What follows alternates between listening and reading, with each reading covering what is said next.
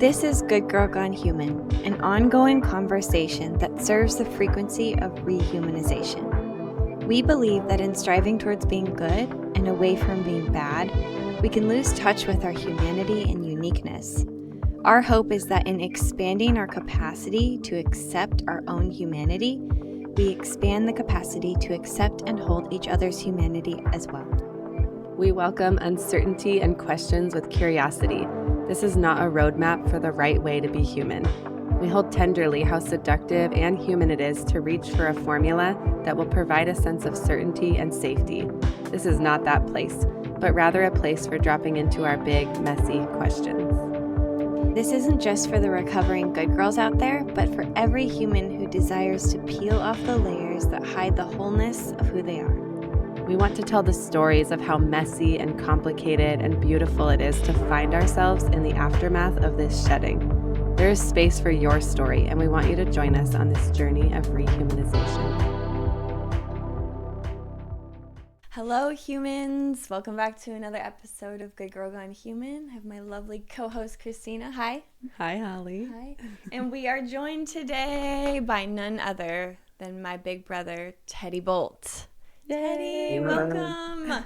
Oh my gosh. What is up? Yeah, thanks for having me. Thanks for being here. How are you doing? I am good. Yeah.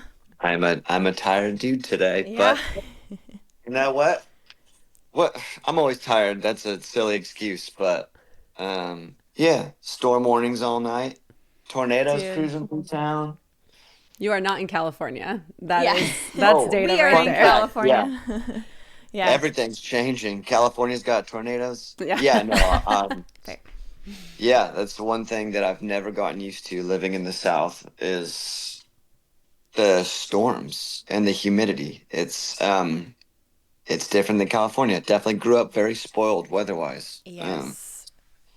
But yeah, so we had every like 20 minutes our phones were like freaking out, screaming at us saying, "Take shelter now," and that doesn't help you sleep. So It sure doesn't. Yeah.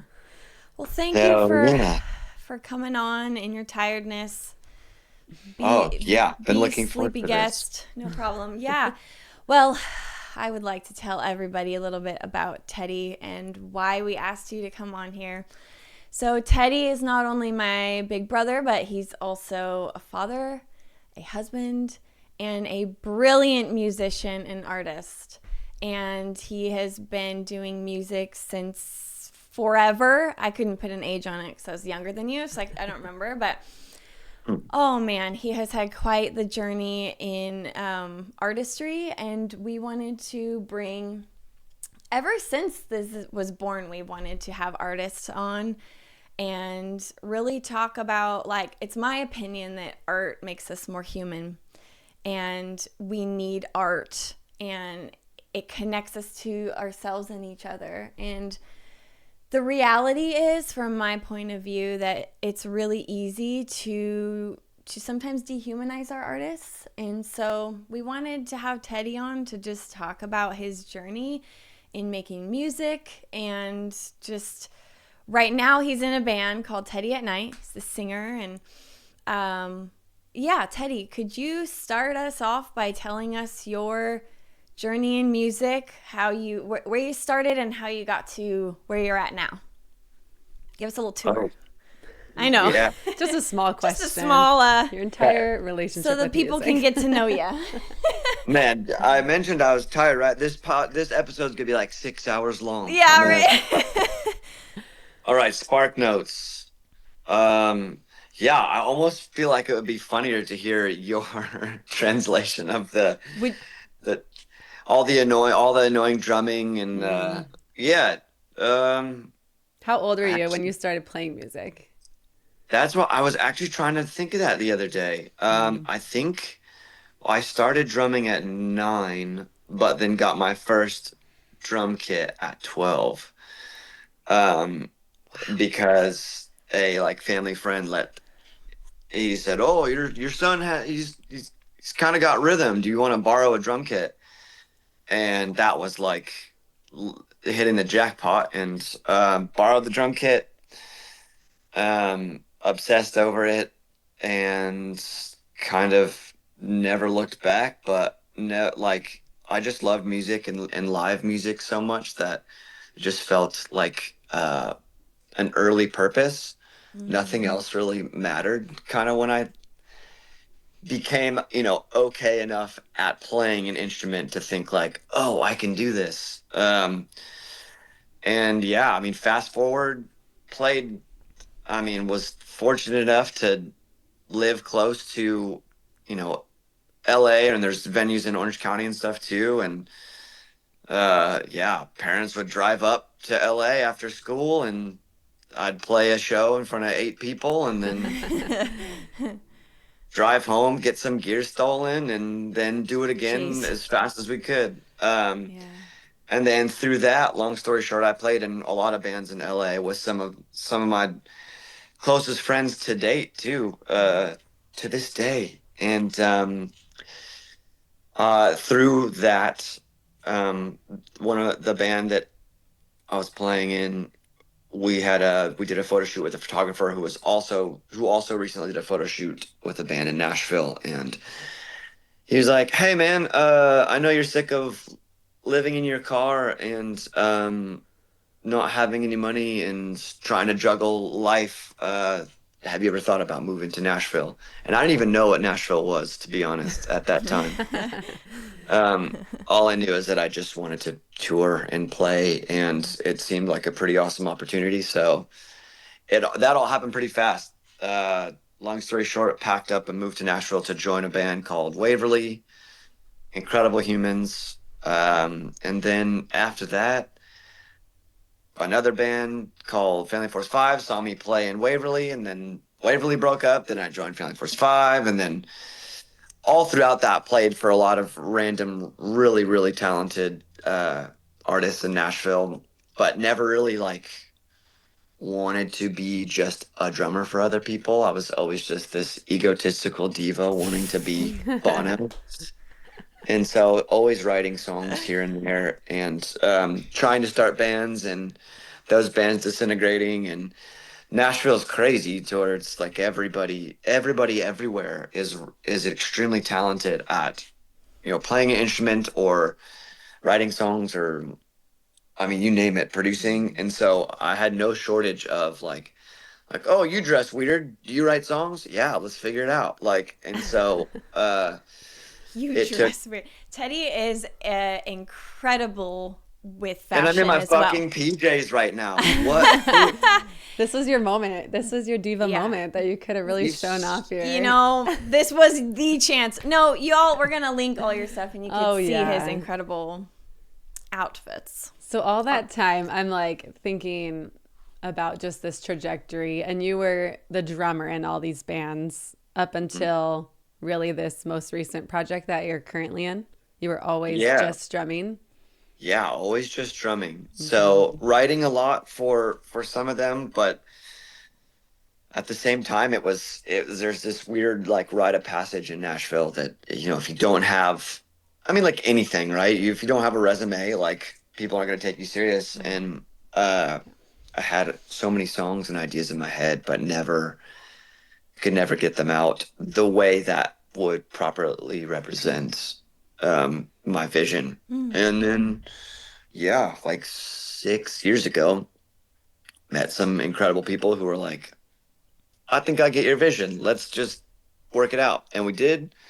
Fast forward, I had to count how many songs Teddy at Night has released so far the other day. And after yesterday, 25. 25. Woo! Yeah. Hell Yesterday you yeah. released a new song, and it's awesome. We listened to it yesterday, of course.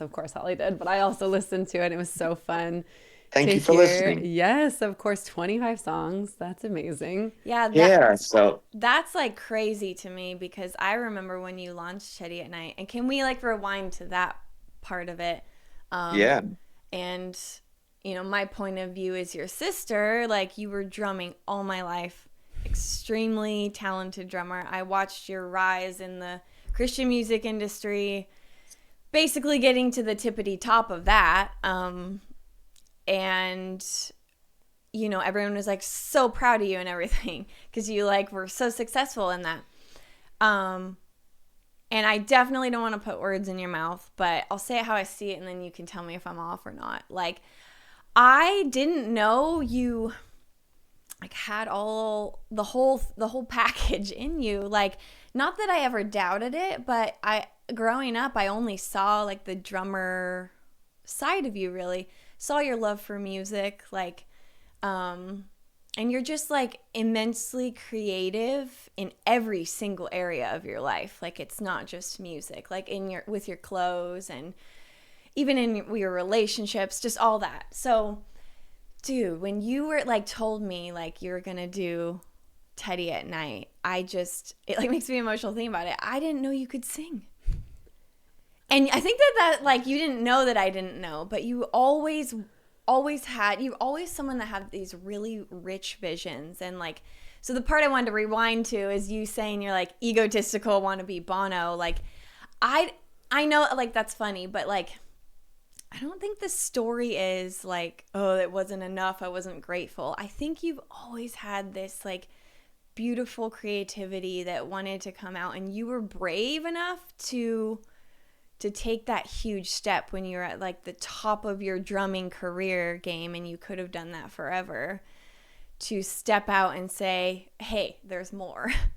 And so that's just like has been really fun to see, and to see you like hold tight to your vision and bring people around you, especially like you launched it in 2020, and then like the world pulled the rug out from under you. So I'm just curious, could you like camp out a little bit longer? Tell us more about like, what was that inner process of like gathering the courage, resources, whatever it is you had to do to make that leap to doing your own thing? Well, first off, thanks for saying those kind things. Uh, yeah, it is weird. I think you just missed all the times that I was home alone screaming to Journey running around the house by myself. Fair. But yeah, no, it honestly it came through relationships with people who so I was I guess whatever. I was always like a theatrical drummer. I love just performing. It just naturally like happened that way. So that made it to where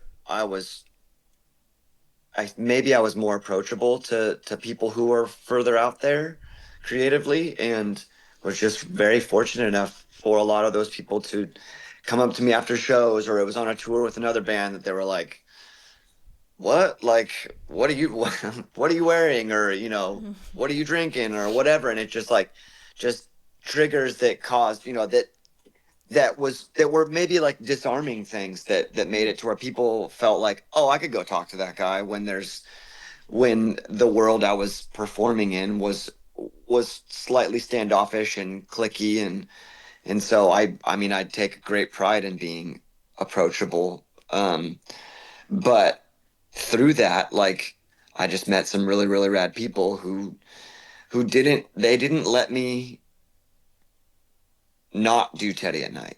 Oh. Oh, and yeah, there was it's funny because the song that came out yesterday, I wrote it with one of the first people that did that for me. I was playing Really? drums. Yeah, I was playing drums for another artist, and they had like a fuck ton of label money, like disgusting amount of misused label money behind them. But we were staying in a fancy hotel in LA, and there was like a rooftop, whatever, and it was just, let's mingle on the rooftop. And I just love people, and I talk quite a lot normally. And I just started like meeting people, and this dude was also there, and he was just like, "Oh yeah, Teddy's an artist too." And I was just like, like, yeah, but I have like, the answer was always like, "Oh, you are? Okay, what's your?" And then like I never had the resume, so Mm. I just started like being like, "Oh yeah, it's called this." It's been a lot. It was a handful of names and iterations before Teddy at Night, and I just kind of like adapted this, not fake it till you make it, but just like, yeah, I know this is what I'm gonna do. It's what I've always wanted to do. So we're just gonna like talk about it like it actually exists. And Right. then what that same human was like, all right, well, let's get you into the studio. And Wow. and at that point it was like, yeah, I can drum. but then I just have like voice memos on my phone of bass lines and guitar lines and, you know, string lines or synthesizer leads or, you know, and vocal melodies. And okay, this might be a good chorus. And some are just like, write a song about being frustrated, you know, whatever. Totally. And you're like, oh, that's deep as fuck. Let's do that.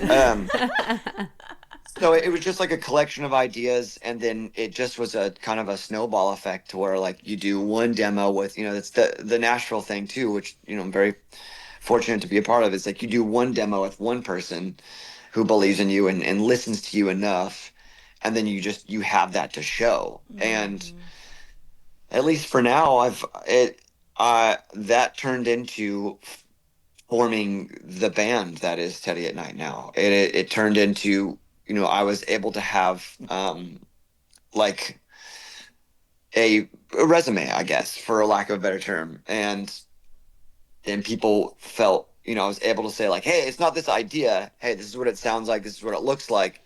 And then I was lucky enough to have a handful of people who were like, ooh, I like what that sounds like. I like what that looks like. Do you need what I have, or can I offer anything? And yeah, I mean, we launched 2 days after lockdown in 2020. That was quite a humbling moment.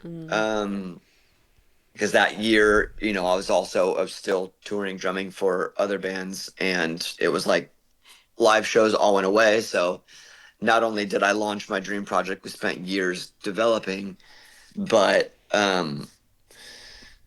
it there were booking agents we were talking to and management we were working with, and everybody just kind of went, sorry. And then on top of that, the band I was working for went, oops, sorry. Work, you know, all the shows are canceled. You're without work. You're without money. And then that kind of like just the overarching, like, we'll just say goddess of the whole fucking thing is Caitlin's belief in it from the very Your beginning. wife. Yes, Caitlin, my wife, partner in crime. Yeah, it was, I mean, she is an extremely beautiful, blunt human. And if it wasn't good, she would be the first to say. Yeah.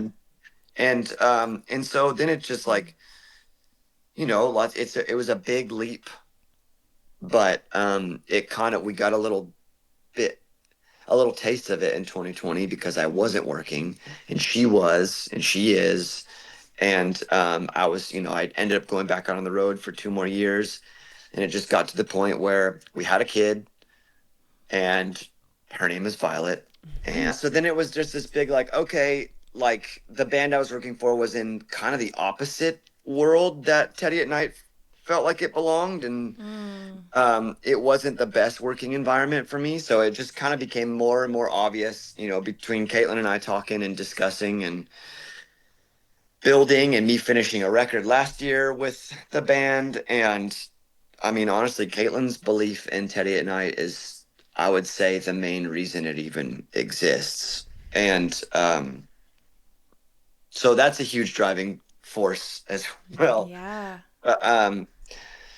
By now I've forgotten the question, but I think I probably Oh, it's answered. all good. Yeah. What a gift. Like, something I'm hearing maybe like this thread throughout everything you've shared so far is having good people around you that like really care is Everything. so important. And I'm hearing like, you know, when you were there is like the story about your artistry where you always wanted this dream to do the whole thing and you did it, but like the underlying story of that is like the people that you were working for, like, you know, knowing like you weren't supported as a human, you weren't like nurtured and cared about, and hearing you talk about the way Caitlin is showed up for Teddy at Night and the people around you, it's like almost like a entirely opposite experience of people coming around you to say, I see you, what you're doing is awesome, let's get you in the studio. And so that's sweet to hear, because like that's sort of like when we did this podcast where we said we entered into the era of collaboration, because I was going to do this solo podcast alone in my closet And I remember actually when it turned into a collaboration, it was actually around the time when, I don't think it was probably when it actually happened, but when you communicated to me, like, Teddy at Night, we're bringing back the band. Like, we want it to not just be like me, like this singer that's gonna like, you know, bust my ass trying to get TikTok famous just so anyone gives a shit. And it's just me. You're bringing back this, like, the band. And it's cool because these are the bands, like all the bands that like we grew up with that you introduced me to. It like really has that same flavor. So I'm kind of just like Cool. rambling and like nerding out about that. But back to like the people thing, like I would love to hear like the effect it had on you if you want to do like a compare and contrast of like not really feeling supported as a human and seen as a human in past musical careers, and how that's changed and opened up and allowed you to step fully into your artistry now that you do have the right people around you. Yeah, I mean, you kind of just said it in there. The right people are everything. It always was a band. Um, you know, there were always a handful of people contributing, and whether it was just one man, I mean, yeah, I mean, it might as well. There's early on, there was a dude named Chase Martinez who really cared and helped me, and before that, there's Jeff Duncan, and then those guys helped me get to. Basically, there's a couple. I mean, there's a couple guys on the road that felt similarly to me, that they're just kind of suffocating as well, but then had similar tastes. You know, everybody on the road was suffocating, but there was a few that were like, oh fuck, I like synthesizers, and I was like, well. And so then like that, you know, there's Ben Backus, and then Mark Campbell is kind of where I'm getting to. Mark Campbell, for the last maybe 3 years, it was like Teddy at Night was Teddy and Mark in the studio. And then we had Ezra live, Stephanie live. You know, it's been hard to find a drummer, but I believe we've landed where we need to land. Ooh. But and then a couple different guitarists and stuff. But then it was Stephanie and Ezra were always there. They've played every single show over the last 5 years, and they're two of my best friends, and it just made sense. It was like, oh man, okay. We had our first tour last year to promote our first record, and by the end of the tour, it just felt like we were this machine, and nothing felt forced. But yeah, so it's a band. It always was, but yeah, last October it was very intentional. We were very intentional with, all right, everybody, like, these three are in the photos now, and then there's, you know, Mark Campbell and Mason Maxwell. They're kind of the two, not silent members whatsoever at all, but they like being in like they're like the foundation, kind of like they help produce and curate and create that space. Like you were mentioning, yeah, that's everything. Creating a space for me personally and for everybody around to fully feel like they can be themselves, I think is everything. Yeah. And there were a lot of people along the way who didn't help with that, and I think I don't know if I'm a people pleaser or I like to see people smile.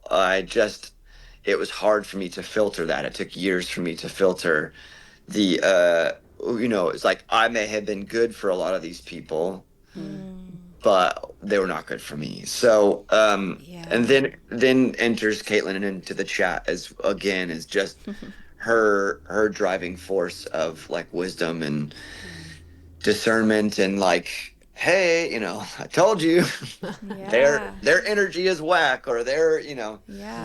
But then also being patient and letting me kind of fall here and there, and sometimes, yeah, just that, yeah, and I think we're barely getting started. So what's gonna happen when it's paying the bills, and man, I'm really gonna wear whatever the fuck I want. Oh, sure, hell yeah.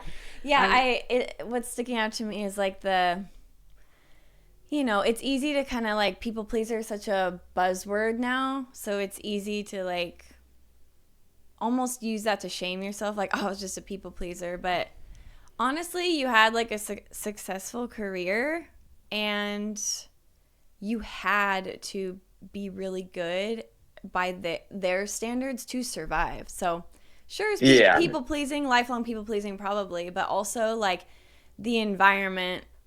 In order to survive it, you had to be super good. Did you experience that? This is our language. You don't have to take it on, but as kind of dehumanizing? Yeah, you used the word suffocated earlier. Like everyone was suffocated, and I'm like, oh, what does Yeah. that mean? Like that feels Yeah. dehumanizing.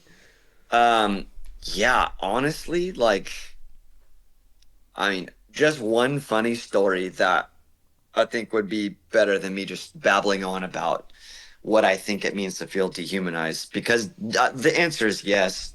But so years ago, I was eating popcorn and like broke my wisdom tooth in half. Jeez. And that was right before I was about to be on tour for around 6 months. And very painful. And I had an exposed nerve, yada yada, the whole bit. I Jeez. didn't have dental insurance, and I was about to just be on the road forever. And the pain would come in waves. Um, and we went on this tour, and it was a tour with multiple bands in like arenas. And after the whole performance, all the bands would just kind of go up and like sign at the like merch table. And my tooth at this point. So I like signed up for dental insurance, but had to wait 6 months before I could get my wisdom tooth No. out.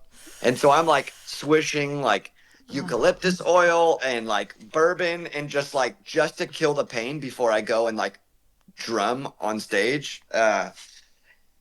And so we're like in the middle of it was a larger tour, so there were some nights where we would sign for an hour ish, and this one lady came up to me, and I was just like, it just felt like, an alarm going off in my head. Totally. Oh my God. And so I'm just trying to be cool, whatever.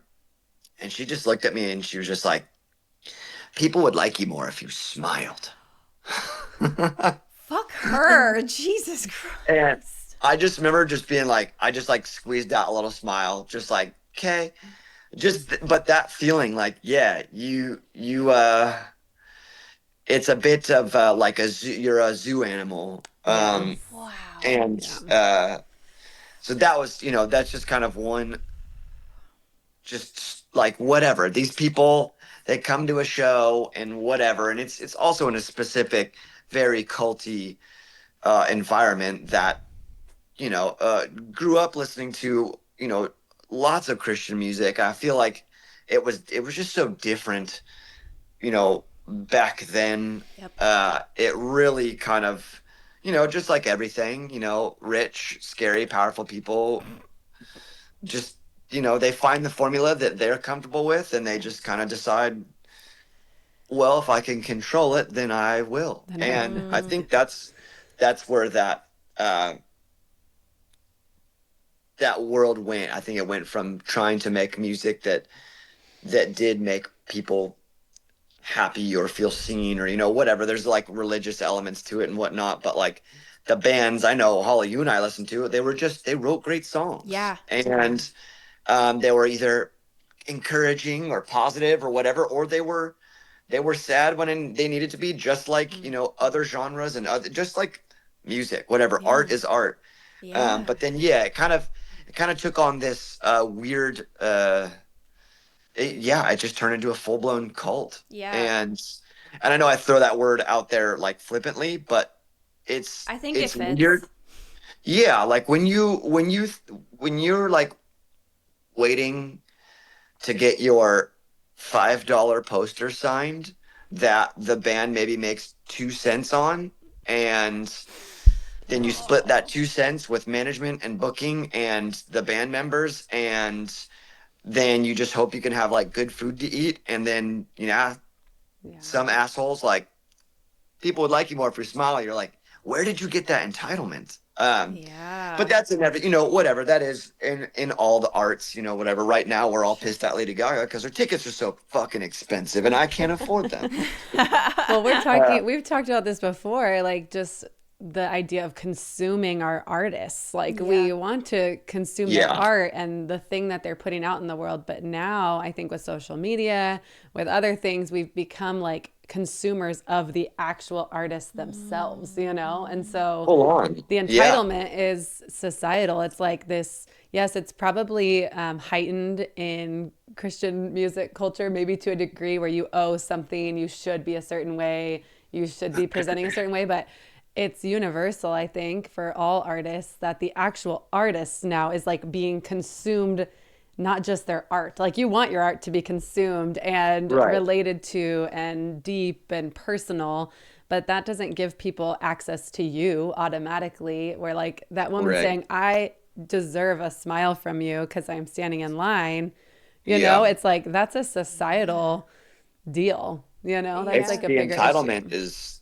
wild. Yeah. Yeah, and we posed this question in an episode we had on like putting people on pedestals, and we posed a lot of questions in that episode that we don't necessarily have the answers. So it would be cool to kind of hear your perspective on it. But we're just chewing a lot on like, can we let our artists just make art and then let them have their humanity? And I think culturally No. it's no. And then we used like a ton of examples and told some funny stories about my history of collecting, taking pictures with people. I shared like just like how over time I was like, this feels gross. Even the like, you're laughing. I listened to yeah. You listen to that? I know exactly what you're talking about. But just like we were talking about how weird is it to like have somebody sign a piece of paper, whereas like you could connect, like have eye contact and be like, I love that you make music, but instead it's like, I need you to use a Sharpie for me and smile. Yeah. It's like I love that you said, I don't love that you said this, I hate that this is something you had to say, but zoo animal. Yeah. That's not an exaggeration. It's so dramatic. No, it's not, because I have a different perspective of standing in line and like over time being like, they look tired. Mm-hmm. I know like they're probably like hungry and they're trying to smile at me, but I could see like they're kind of dead, and I'm like, I don't want to do that to someone. So can we? How could we slowly shift the culture, especially you, where I know Teddy at Night's going to be successful. We're going to wake the people up. They're sleeping now. They're going to figure it out. I truly believe that with like everything in me. But as you basically are like, there is this great potential for you to be famous, for you to have fans that want your energy. And you are, even if you like healed yourself from the negative kind of people pleasing, you are such a kind human that you want to connect with your fans. I don't know if you still want to paint their nails, but you did paint their nails at some point. Like, I know you. I know that you'll connect. I switched to gel. Okay. That will take a little longer per fan. You know. But like I don't know, how do you see, as you are dreaming big and like you have all this support, you have these beautiful people around you building this thing, are you hoping like, all right, I'll just get through it, like dehumanize myself again for the fans, or is there an in-between? I mean, great question. I do have an opinion, but I think it may just be an opinion. But I think true artists were kind of born with that burden to be there for other people, to provide an escape for other people. I wouldn't say artists are better than anybody else, but if somebody came up to you and was like, hey, do you want to like forget about your stressful life for an hour? What dumbass would say no? And like, it doesn't surprise me at all that, when the Beatles came out of nowhere, people lost their shit because they were like, oh my God, like I feel something else. This is crazy. Whatever. We weren't there.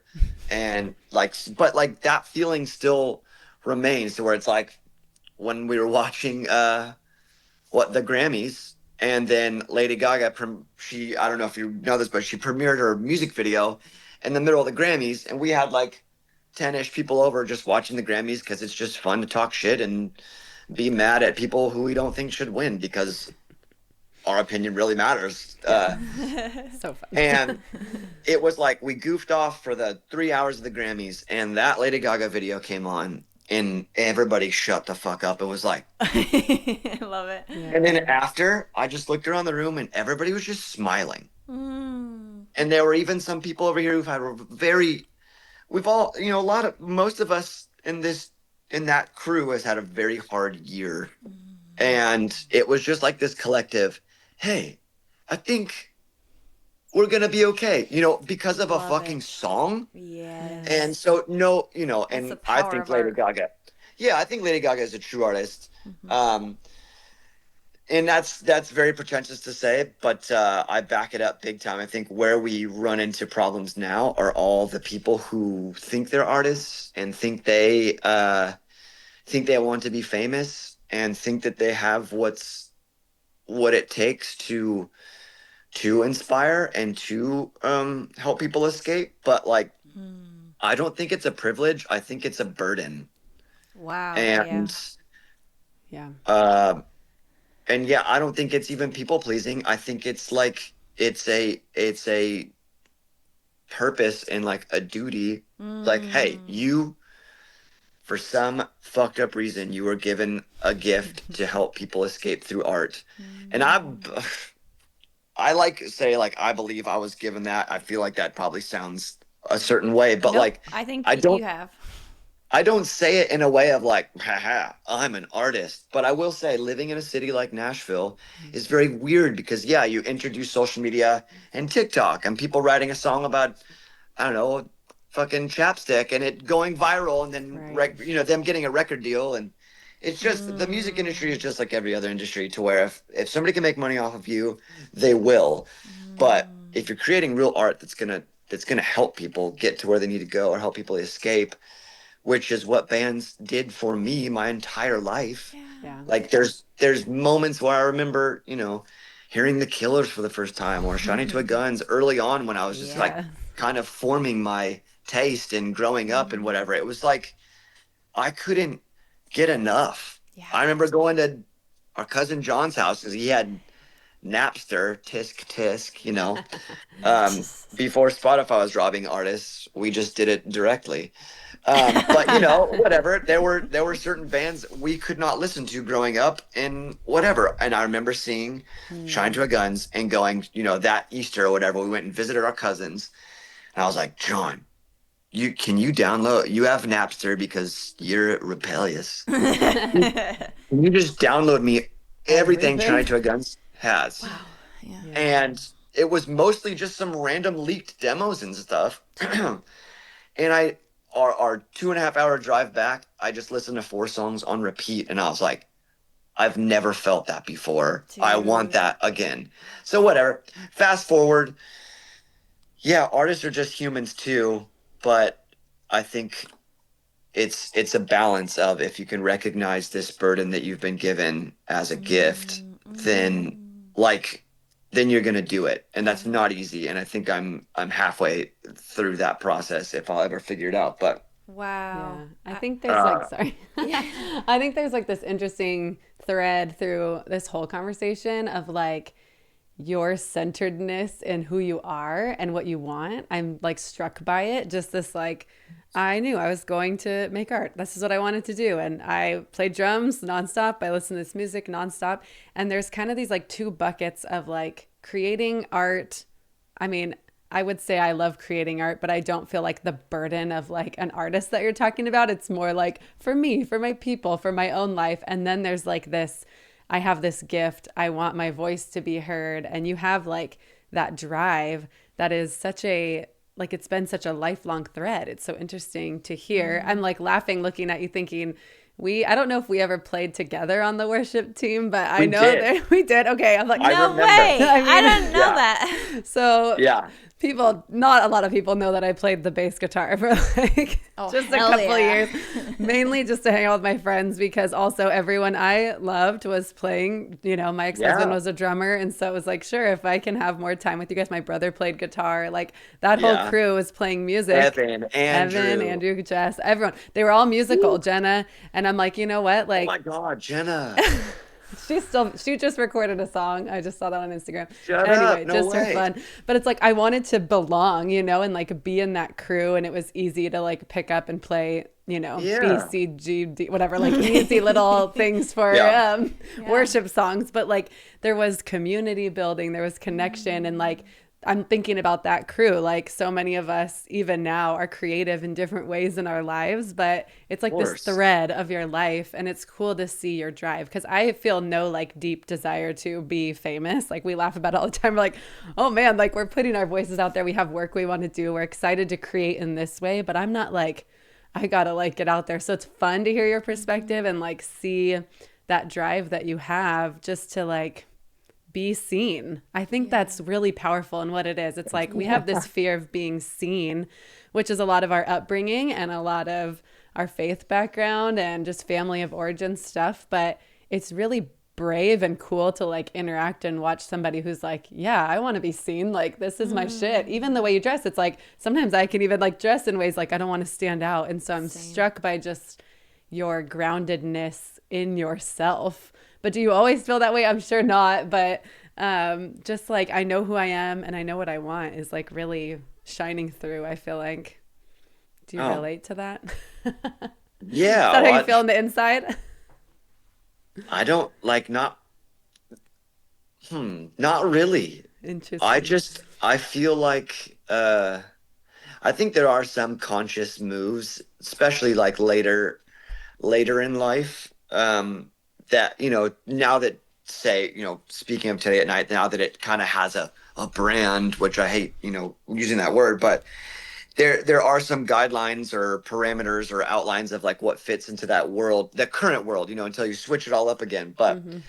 I think there's like maybe two different categories, and one is like the easy way out, and it's like shock and awe, right? You're like, oh yeah, well, I'm gonna sing about, you know, who knows what, like just be like overtly like in any sort of category just to shock people, and I'm gonna dress this way to shock people. And even that, like, you can fool a couple people and they're like, oh wow, they're such an artist, but like at the end of the day, like it's just for show. And um I don't know why I gravitate towards like cheetah print pants. I just do. Yeah. And um but that's like just kind of, yeah, I don't know.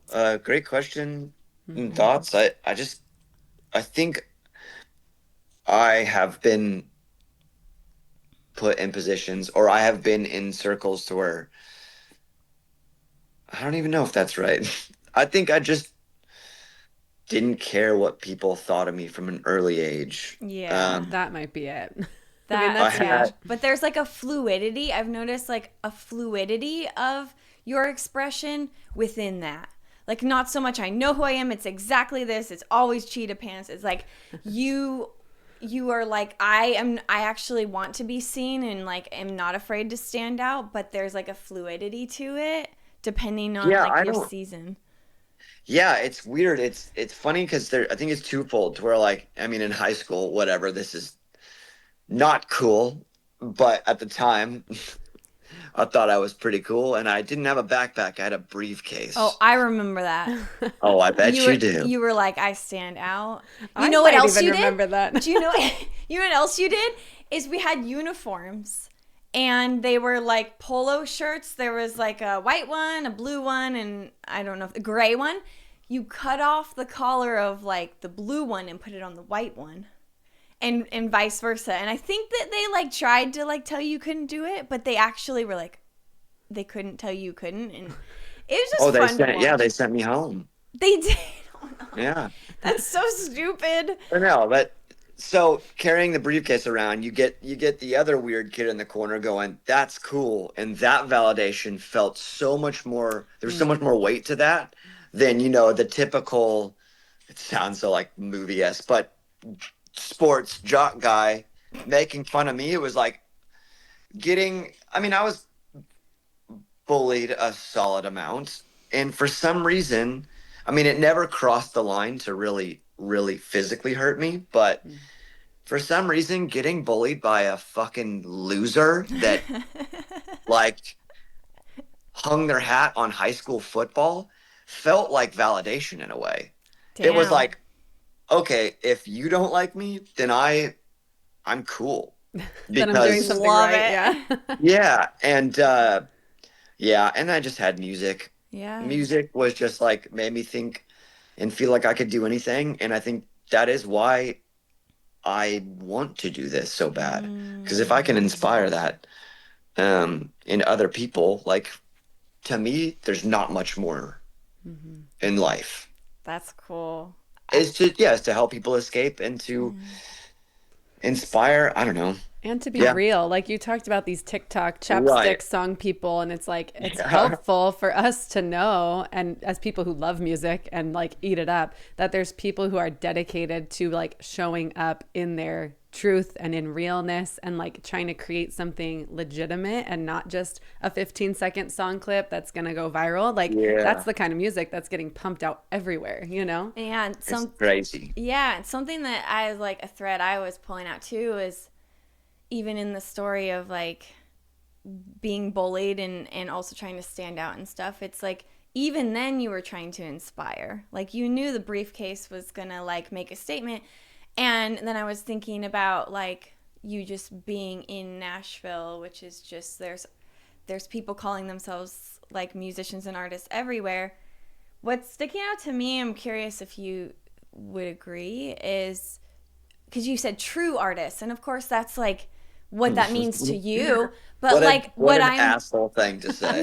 no. What I'm one like because here's the thing is like I'm better than every everybody. I don't think you're saying that. What I'm pulling at is like one, sure, there's like your definition of that, and someone else might have a different definition of that, and can they both be correct? But also for you, I'm like, I feel like being a true artist is rebellion. It's not like that's what with the briefcase, with the like even feeling a little bit cool. You weren't trying to fit in with the jocks. You're like, this is saying exactly what I wanted to say. I'm glad I don't fit in with you. There's like kind of a rebellion. And then also what I know of like some of your more recent journey, there were people telling you like, if you care, someone told you if you care about Teddy at Night, you got to get on TikTok. I don't know how serious they were, but like you got to be pumping out this content. And talking with you about it, you were like, I know I could strong arm myself into that, but I don't want to. And it's been beautiful to watch the Teddy at Night journey because I think you are aiming for true artistry. I don't think that it's like egotistical or something to be like, hey, I have this standard of greatness and I really don't want to conform to this. I want to be authentic. And I believe every human is creative. Not everybody, like you said, has that burden to carry of like, it seems like you're willingly welcoming in like, I know what music's done for you and you want to do that for other people, and you will not lose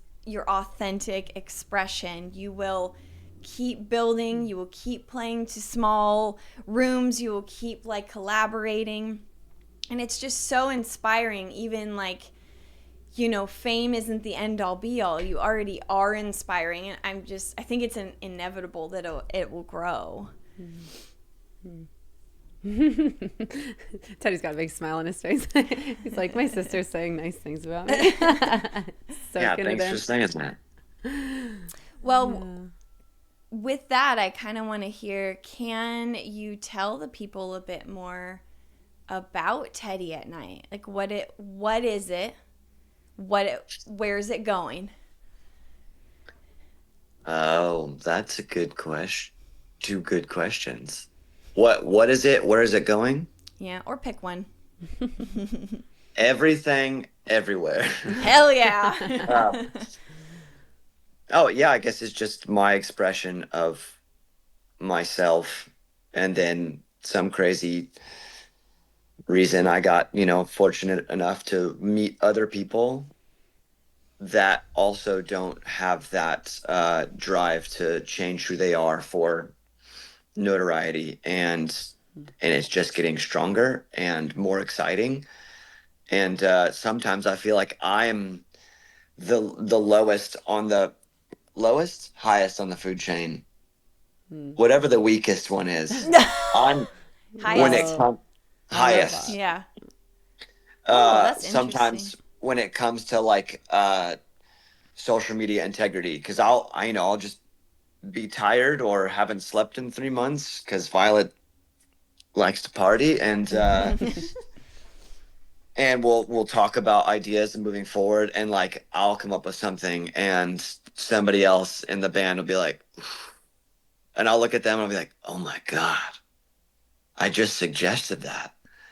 Am I, so it's funny, like to think it very much so is a band now through and through. And even like, yeah, yesterday I'm literally like taking an hour to write captions and I'm like sending Caitlin like screenshots of the captions. Does this tell, whatever, and if it does, she says yes. And if it doesn't, she's has a better idea. And it's a very like collaborative effort with the main goal being to inspire other people, whether you're a true artist or not, whatever that even means. I would say a true artist is somebody who just creates naturally without trying or forcing anything out.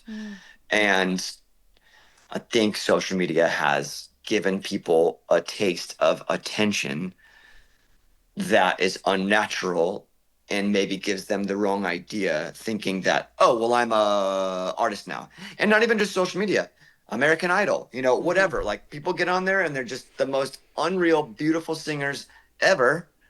They get a massive, multi-million dollar record deal. And then these poor young kids spend 3 years the label tries to develop them into an artist, and it ruins their lives because they just like to sing. Right. Like, God Yeah. forbid they just love to sing and they were really fucking good at They're it. trying to turn him into a product. Right. Oh, they did, and they did, Yeah. and they do. And yeah, well said. I think that is what it's funny because there is like I want Teddy at Night to be everything. And I want it to be everywhere. And I think that we have a purpose and something to share with everybody everywhere.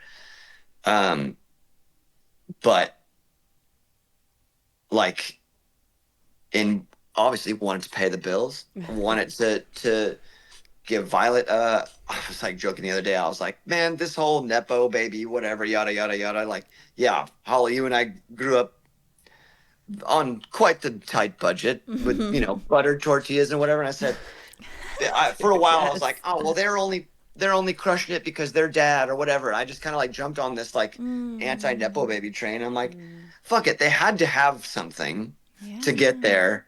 And so now I'm like, I hope Violet's a Nepo baby. Yeah. Give her Yeah. everything. Yeah. Yeah. So to create an environment all over the world, whether it's in 300 cap rooms or 30,000 capped stadiums, whatever. Yes. Yeah. Hell yeah. And that is, I think we have it. Yeah. And Yeah. and none of that has to do with money. But yeah, it's great now that it is like it's so much more collaborative. And so, you got to find that line where you're like, we want to do this. We want to be successful in the way, like success to me is to be able to do this forever. Beautiful. Yeah. And That's like it. so unshaming the money piece too though. I want to make money, not Right. because then I can do it forever. Like Right. But then there's also that line you're like, okay, well, how do we make the money without treating this like a product? yeah. Yes. And that's the Um, potency, I think, of what you're at now is like you said, you've surrounded yourself with people who are not going to sell themselves out to become Yeah. products. And then that will ultimately maybe become your product, is that there's potency in being yourselves. There's potency in being different and not just like jumping on the trendy trains that are flying by. And so Yeah. I think that's where like the success will lie, in the potency of being yourselves, all of you together, and honoring Yeah. each other's humanity and honoring each other's limits and differences and all those things. Yeah. Yeah, that's a great point too. Is I think in life, as well as the honesty, it's communication and accountability too. Like Yeah. in any relationship and in within the band too. If nothing can survive without communication, good, Yeah, honest, gross, raw communication. for And sure. I Yeah. don't think that's popular these days. It's easier to be passive and to kind of talk shit behind other people's backs. And uh, I just am in a phase where I would rather be gross and raw to somebody's face. Mhm. And it's working. So Yeah, Good. same. I'll, We've I'll had those update you. moments together too. You know, Yeah. Learning that together. yeah. Any last thoughts, Holly, or questions Yes, as I we actually a good final? selfishly, I want to talk about lyrics.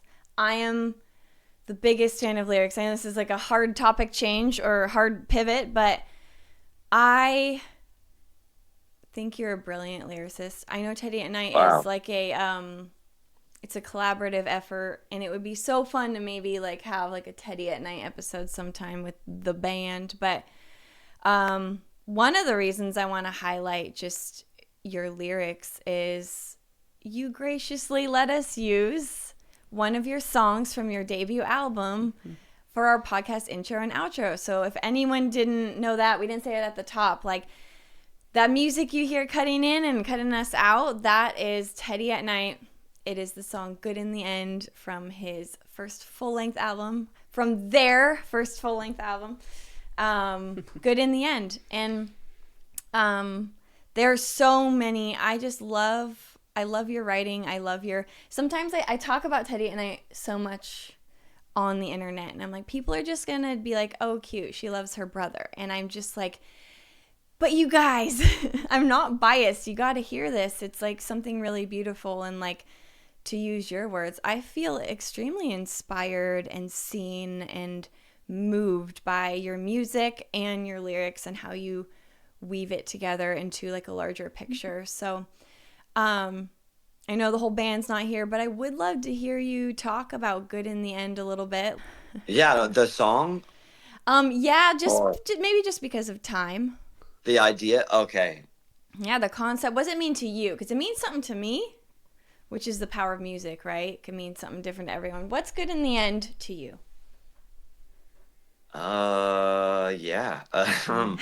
I mainly, I think when I wrote it, I was in a place of just not even doubt, just confusion, and was starting to make lots of rad friends in all different circles and groups, and felt really isolated out on the road. And it seemed like I was around a lot of people who um, claim to have answers and claim to know what's going on, and they were for a majority, they were the toughest people to be around.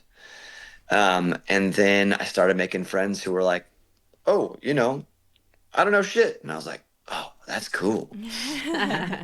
It's cool to not know," but not necessarily that. It's a lot of it was focused around religion, and a lot of it was just like the idea of like it's okay to not know, and I don't think I ever realized that. And so Good in the End, that just line just like popped into my head. I wrote that song with a brilliant human named Eric Ramey, and I think we wrote it in this sounds hilarious, but like 10 minutes. The chorus anyways. And it just I felt like I it was more of like a coming out of a phase of, man, I actually did spend quite a lot of years, like, whether I knew I was pretending or not, but like just being like, this is the way it is because that's what I was told, or that's um, just the circle I'm in. So cool, just run with it. And I was like, kind of, that was the very beginning of Teddy and Night. That was one of the first songs I ever Oh, wrote. I didn't know that. Yeah, before the first EP and everything. That and Modern Communication. Oh, Those were, that's one of my favorites. Go listen to Modern Communication, people. and Lost Our Listening, the song that just came out. They're all Those are so the good. first three. So Wow. like it's Dang. weird. The timeline's like boop, boop, boop. So Lost Our Yeah. Listening kind of it says a similar thing to where, whatever. Just trying to create a space for other people to be like, man, I don't know if it's black or white. Mm.